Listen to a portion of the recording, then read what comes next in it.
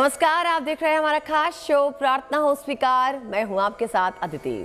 नए संवत की शुरुआत के साथ माता रानी के त्योहार नवरात्र का भी आरंभ होने जा रहा है और इस बार का वासंतिक नवरात्र अपने साथ 1563 साल बाद दुर्लभ संयोग लेके आया है।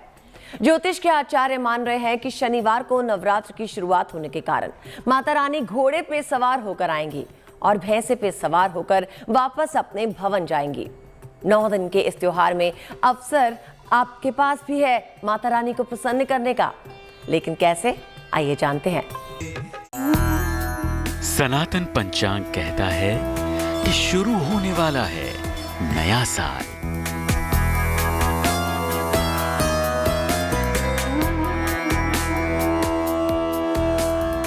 आने वाली हैं माता रानी घोड़े पर होकर सवार।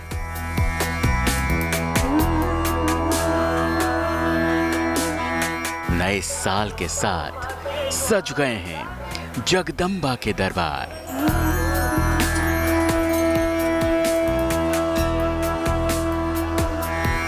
शक्तिपीठों, मां के मंदिरों में लगने लगेंगे माता के जयकारे। माता भी आएंगी, संग भगवान राम भी पधारेंगे। नवरात्र के साथ साथ नया साल सभी को शुभ हो। नवरात्र का त्योहार संधि काल का त्योहार है, जिसमें मां पारंबा जगदम्बा के 9 स्वरूपों की आराधना का विधान बताया गया है।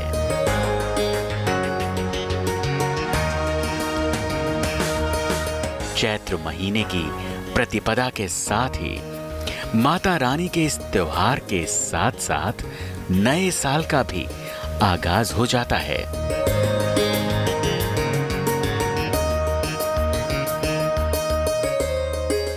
सदियों से माना जाता रहा है कि नवरात्र के 9 दिनों में माता दुर्गा अपने धाम से धरती पर आती हैं।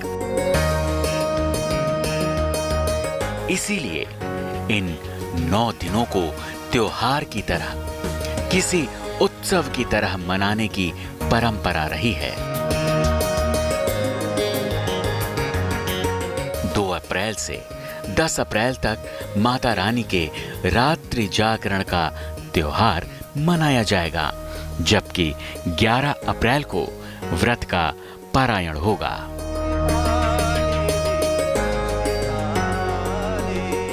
2 अप्रैल को ही प्रतिपदा तिथि पर अभिजित मुहूर्त में कलश स्थापना के साथ ही मां शैलपुत्री की आराधना की जाएगी। नवरात्र क्यों है, 10 रात्र क्यों नहीं है? इसलिए जो अभी हम आपको प्रमाण श्लोक के द्वारा बताए हैं, नव शक्ति भी संयुक्तम, नव शक्ति भी, 9 की संख्या यहाँ से प्रारंभ होती है कि नव शक्ति जब एक महाशक्ति के रूप में प्राकट्य होता है तो उसी को नवरात्र कहते हैं। और यह महाशक्ति का जो प्राकट्य अदृश्य रूप में वर्ष में 4 बार होता है, चैत्रेश्विने तथाषाढ़े माघे कृत्वा महोत्सवे। इसलिए नवशक्ति की, नवधा शक्ति की उत्पत्ति और प्राकट्य के कारण इसे नवरात्र के नाम से जाना जाता है, इसलिए इसे नवरात्र कहते हैं। जौ को सृष्टि की पहली फसल माना गया है, इसीलिए माता रानी के इस त्योहार में जौ बोने का विधान बताया गया है। मान्यता है कि देवी के इन 9 दिनों में जौ के बढ़ने की रफ्तार से ही आने वाले साल का भविष्य तय होता है। मौसम के संधिकाल में होने वाले इन 9 दिनों के व्रत उपासना में साधक जो भी करता है उसका पुण्य लाभ मिलता है, ऐसा विधान में बताया गया है। माता रानी के इन 9 दिनों के व्रत के अपने नियम और उपनियम हैं, जिनको शास्त्रोक्त विधि से पूरा करने से माता रानी प्रसन्न होती हैं और सुख समृद्धि के साथ खुशहाली का वरदान देती हैं।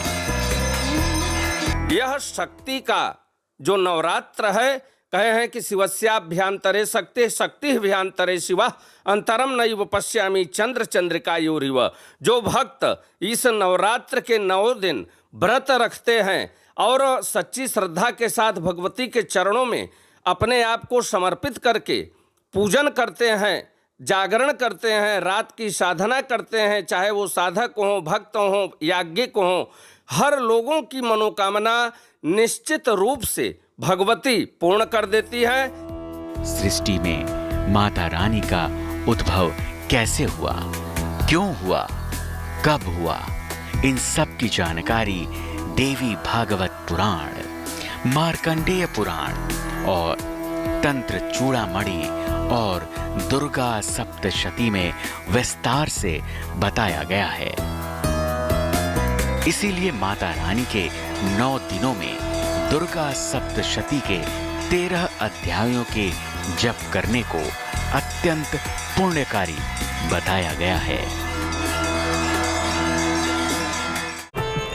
नवरात्र के इस त्योहार में माता रानी के व्रत उपवास के साथ साथ मां महाकाली, मां महालक्ष्मी और मां महासरस्वती की साधना कर मनचाही सिद्धियां पाई जा सकती हैं।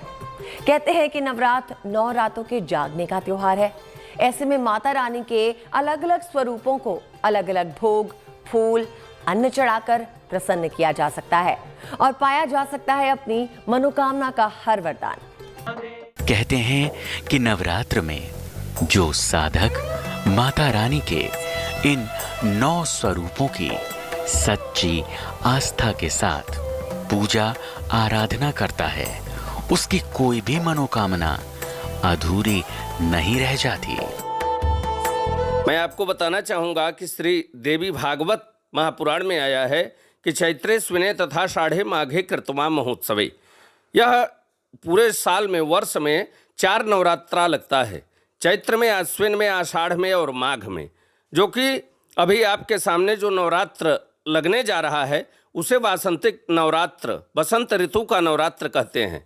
इसमें पूरी प्रकृति अपने चरम सीमा पे एकदम सुंदर शोभायमान होती है और चारों तरफ हरियाली होती है। यही दिन सृष्टि की प्रथम रचना का दिन होता है। सृष्टि का प्रथम दिन, इसी के दिन से सृष्टि की रचना हुई थी। नवरात्र के पहले दिन मां शैलपुत्री की पूजा का विधान है। कहते हैं कि मां शैलपुत्री को गाय के घी का भोग लगाना चाहिए। इससे माता रानी आरोग्य का वरदान देती हैं। नवरात्र की द्वितीया तिथि पर मां दुर्गा के द्वितीय स्वरूप देवी ब्रह्मचारिणी की पूजा की जाती है। मां ब्रह्मचारिणी को शक्कर का भोग लगाना चाहिए। ऐसा करने से चिरायु का वरदान देती हैं माता रानी। तृतीया तिथि पर माता रानी के चंद्रघंटा स्वरूप की पूजा की जाती है। माता चंद्रघंटा को दूध का भोग लगाना चाहिए। माता रानी धन, वैभव, ऐश्वर्य का वरदान देती हैं। नवरात्र की चतुर्थी तिथि पर मां के कूष्मांडा स्वरूप की आराधना का विधान है। माता रानी को मालपुआ का नैवेद्य चढ़ाना चाहिए। ऐसा करने से साधक का मनोबल बढ़ता है। नवरात्र की पंचमी तिथि पर स्कंद माता अवतार के पूजा आराधना का विधान है। मां स्कंद माता को केले का प्रसाद चढ़ाना चाहिए। इससे करियर में ग्रोथ और बुद्धि का वर मिलता है। षष्ठी तिथि पर मां कात्यायनी की पूजा की जाती है। मां कात्यायनी को शहद का भोग लगाना चाहिए। इससे सौंदर्य की प्राप्ति होती है और निगेटिव एनर्जी दूर होती है। सप्तमी तिथि पर माता रानी के काल रात्रि स्वरूप की आराधना की जाती है। मां को गुड़ से बने भोग को चढ़ाना चाहिए। माता रानी रोगों का नाश करती हैं। अष्टमी तिथि को माता रानी के महागौरी स्वरूप की आराधना का पूजा विधान है। माता रानी को नारियल का भोग लगाना चाहिए, जिससे मां सारी कामनाएं पूरी करती हैं। नवमी की तिथि पर मां जगदम्बा के सिद्धदात्री स्वरूप की उपासना की जाती है। माता रानी को हलवा पूरी का भोग लगाना चाहिए। ऐसा करने से मां जीवन में सुख, समृद्धि, शांति का वर देती हैं। हमारे शास्त्र में यहाँ तक कि मार्कंडेय पुराण में आया है कि यम यम चिंतयते कामम तम तम प्राप्नोति निश्चितम। वह पुण्य फल के भागी स्वरूप उनकी समस्त चिंतन, समस्त मनोकामना भगवती पुण्य कर देती है, पूर्ण कर देती है, और उनके परिवार में जो कुछ भी दुख रहता है वह माता हरण करती हैं और परम सुख की प्राप्ति कराती हैं। और उनका यह लोकम सुखम भूत्वा चान्ते सत्यपुरम ययौ। इस लोक में ऐसे व्यक्ति परम सुख की प्राप्ति करके अंत काल में वैकुंठ मोक्ष की प्राप्ति होती है। मान्यता है कि नवरात्रि के पहले दिन प्रतिपदा की तिथि पर देवी मां का स्वागत जगमगाते दीपकों से करना चाहिए। माता रानी के मंदिर को फूलों की मालाओं से सजाना चाहिए। माता रानी को लाल फूल बेहद पसंद है, इसीलिए मां की आराधना में गुड़हल और गुलाब के लाल फूलों का प्रयोग करना शुभ माना गया है। नवरात्र में देवी के आगमन पर घर के मुख्य द्वार और मंदिर पर रंगोली जरूर बनानी चाहिए। रंगोली केवल सजावट के लिए नहीं होती, बल्कि रंगोली स्वागत करने का एक तरीका भी है। रंगोली त्योहार का एहसास कराती है। नवरात्रि के इस त्योहार को काफी पवित्र और पावन माना जाता है, इसलिए इन 9 दिनों में स्वच्छता और पवित्रता के साथ नियमों का खासा पालन किया जाना चाहिए। मान्यता है कि माता रानी के व्रत में नियमों के पालन ना होने पर मां के कुपित होने का खतरा रहता है। इसलिए इस नवरात्र से पहले आप भी जानिए कि मां की आराधना में कौन-कौन सी सावधानियां बरतनी हैं। के साथ साथ मां का स्वागत करती हैं। मंदिर, देवालय, शक्तिपीठ सभी सजाए जाते हैं। नवरात्रि के पहले दिन कलश स्थापित किया जाता है। मान्यता है कि कलश में सभी देवताओं का वास होता है, इसीलिए माता की चौकी पर लाल कपड़ा बिछाकर उस पर मिट्टी के कलश की स्थापना होती है। कलश में 7 अनाज, पवित्र जल, गंगा जल, सुपारी, हल्दी और एक तांबे का सिक्का डाला जाता है। कलश को चावल के अष्टदल के ऊपर ही स्थापित करते हैं। फिर कलश पर पान के पत्ते या फिर आम का पल्लव स्थापित करते हैं। आम के पल्लव के ऊपर नारियल की स्थापना होती है। नारियल को श्री फल कहा गया है, जिनको माता रानी का प्रतीक माना जाता है। नारियल और कलश दोनों पर ही कलावा बांधने की परंपरा है और फिर नारियल पर लाल चुनरी चढ़ाई जाती है। कलश में बोले कि कलशस्य मुखे विष्णु कंठे रुद्र समाश्रिता मूले त्वस्य स्थितो ब्रह्मा मध्ये मातृगणा स्मृता कुक्षौ तु सागरा सर्वे सप्तदीपा वसुंधरा ऋग्वेदोथ यजुर्वेद सामवेदो है तर्वण। जितने भी देवी देवता हैं सबका आवाहन कलश के अंदर होता है, इसलिए कलश की स्थापना परम पवित्रता के साथ करनी चाहिए। उनकी एक एक सामग्री को धो करके रखना चाहिए, चाहे वो जौ हो, सप्तधान्य हो, और पवित्र मिट्टी के ऊपर मिट्टी का कलश स्थापन करके अब एक विद्वान अच्छे ब्राह्मण को बुला करके यह सब क्रिया करनी चाहिए। जो व्यक्ति ऐसा करता है उसकी समस्त मनोकामना माता पूर्ण कर देती है। माता रानी के इस व्रत त्योहार में अखंड ज्योति की भी परम मान्यता है। माता की चौकी के पास ही 9 दिनों के लिए अखंड ज्योति की स्थापना की जाती है। माता रानी के इस त्योहार में 9 दिनों में अब जान लीजिए अपने काम की 9 बातें। नवरात्र के व्रती को 9 दिन जमीन पर सोना चाहिए। व्रत करने वालों को केवल फलाहार का सेवन करना चाहिए।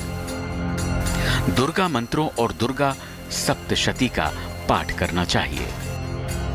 माता रानी को लाल चुनरी के साथ लाल श्रृंगार की वस्तुएं अर्पित करनी चाहिए।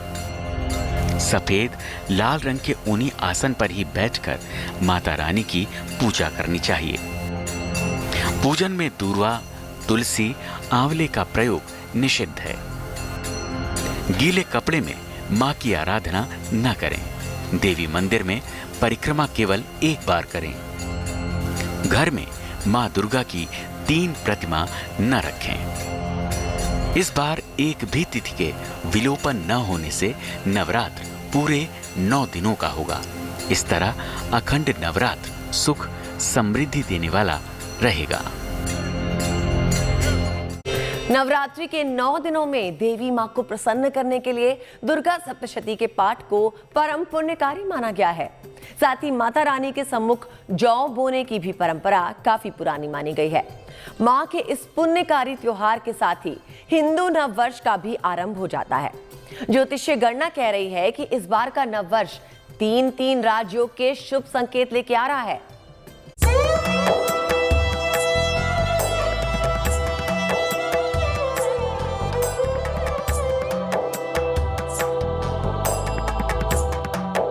यूं तो माता रानी की रोजाना पूजा भी शुभकारी मानी गई है, लेकिन नवरात्रों में माता रानी की पूजा विशेष फल देने वाली बताई गई है।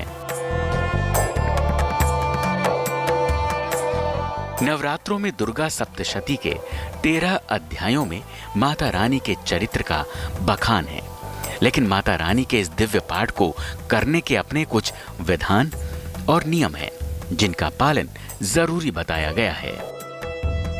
दुर्गा सप्तशती का पाठ हाथों में पुस्तक लेके नहीं करना चाहिए।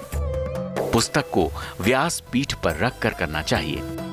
सप्तशती के पाठ में बीच में विराम नहीं लेना चाहिए। सप्तशती का पाठ मध्यम स्वर में मध्यम गति के साथ करना चाहिए। आसन और शारीरिक शुद्धता के साथ पाठ करना चाहिए। पाठ के बाद पुस्तक को नमन कर लाल कपड़े में बांधकर रख दें।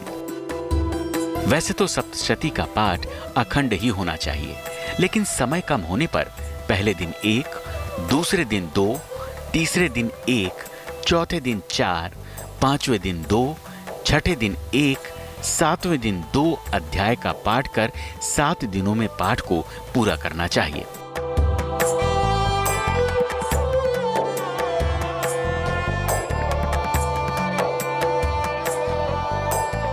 2 अप्रैल शनिवार से हिंदू पंचांग का नव संवत्सर 2079 शुरू हो रहा है।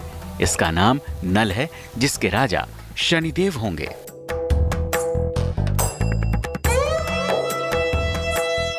इस बार रेवती नक्षत्र और 3 राजयोगों में नववर्ष का शुरुआत होना शुभ संकेत है।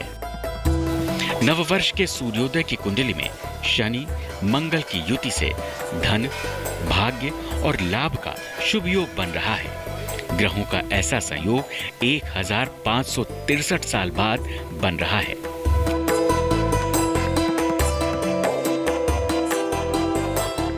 हिंदू धर्म में कुछ पौधों को बहुत शुभ माना गया है। इनमें तुलसी का पौधा भी एक है। हिंदू धर्म में तुलसी का विशेष महत्व है। तुलसी का पौधा पूजनीय है। तुलसी के पौधे को भगवान का रूप माना गया है। इसीलिए नवरात्र के दौरान घर में तुलसी का पौधा लाना बहुत शुभ माना गया है। कहते हैं कि ऐसा करने से लक्ष्मी जी भक्तों से प्रसन्न हो जाती हैं और आपकी झोली खुशियों से भर देती हैं। Bureau report, good news today. और आस्था के दर से निकलकर अब चलते हैं आज के धर्म सूत्र की ओर।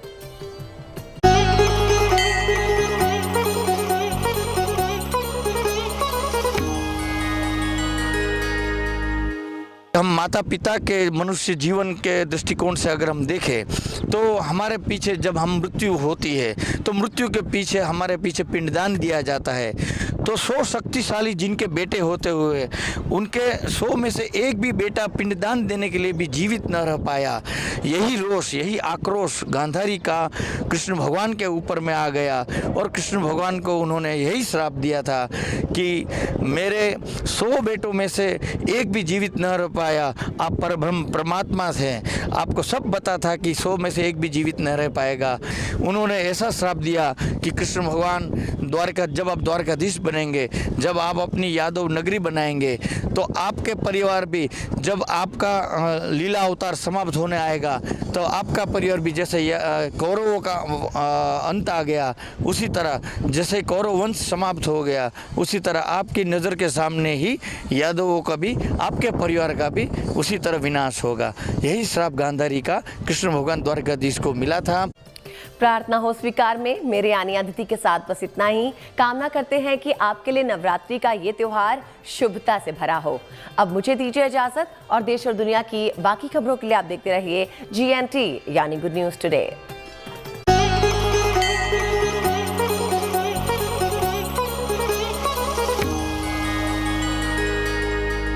से आवाज बनती, उम्मीदों का आकाश बनती, देश से संवाद है हमारी ये सोच, एक शुभ शुरुआत है हमारी ये सोच, अच्छी और सच्ची खबरों की शुरुआत। GNT गुड न्यूज टुडे, नई उम्मीद जगाने वाला हिंदी न्यूज चैनल।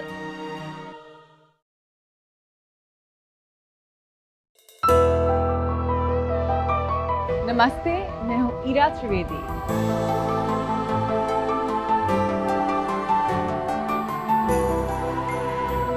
आइए मेरे साथ चलिए योग की यात्रा पे रोज सुबह 8:25 पर सिर्फ GNT गुड न्यूज टुडे पर।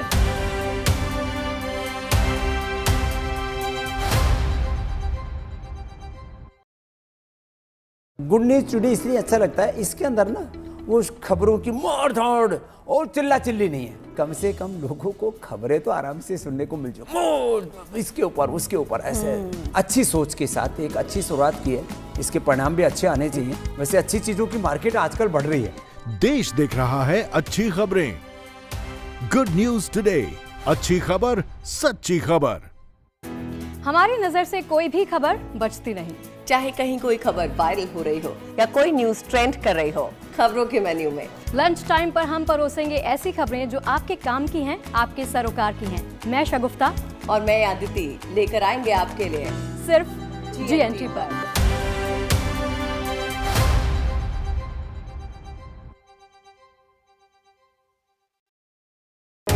चाय पर बातें बनती भी हैं और बिगड़ती भी, लेकिन चर्चा भी तो चाय पे होती है। चलिए कुछ ऐसी ही खबरें हम लेकर आएंगे।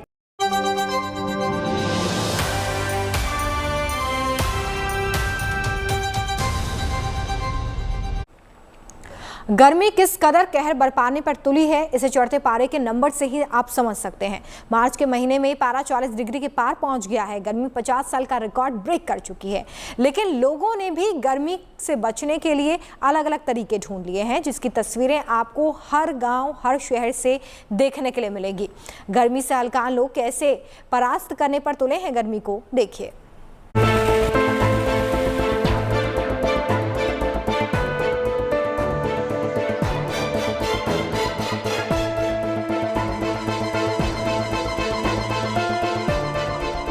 ये चुपती जलती गर्मी का साइड इफेक्ट है। खाने पर जोर कम, पीने पर ज्यादा है। 2 बूंद जिंदगी की अहमियत बन चुकी है, लेकिन ये बूंद भी गर्म नहीं, ठंडी होनी चाहिए, और ठंडी भी इतनी कि गर्मी में सर्दी का एहसास हो।